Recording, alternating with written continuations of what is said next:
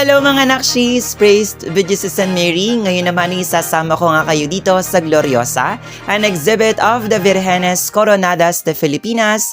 Dito nga yan sa Pulilan, Bulacan. Dumating nga kami dito ng before lunch para mga 11 na magto 12.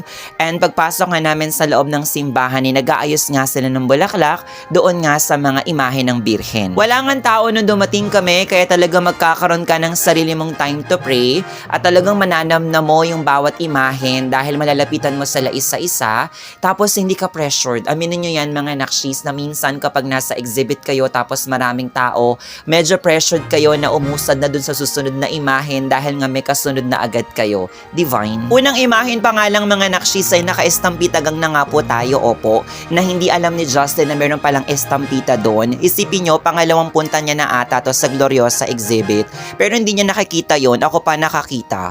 Vulag yarn. Vulag yarn!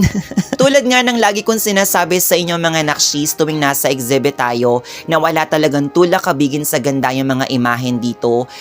Nakadagdag pa doon na itong mga imahen na ito ay mga venerated images.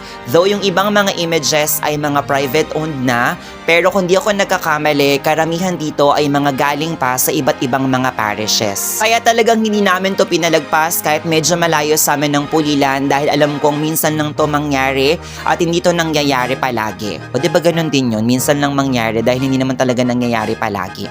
Ano ba yarn, Momshi? Sure. Yung nakita niyong bulaklak doon sa De Las Flores image, bulaklak gang po yun, opo. Nakahingi po ako doon sa florista. So kung napapanood mo to kuya, thank you very much sa'yo. Eto naman yung mga bigay sa akin mga estampitas ni Mix and Marks and Prince. Thank you mga nakshis. Yun na lahat mga nakshis. Hanggang sa susunod na vlog. Salamat!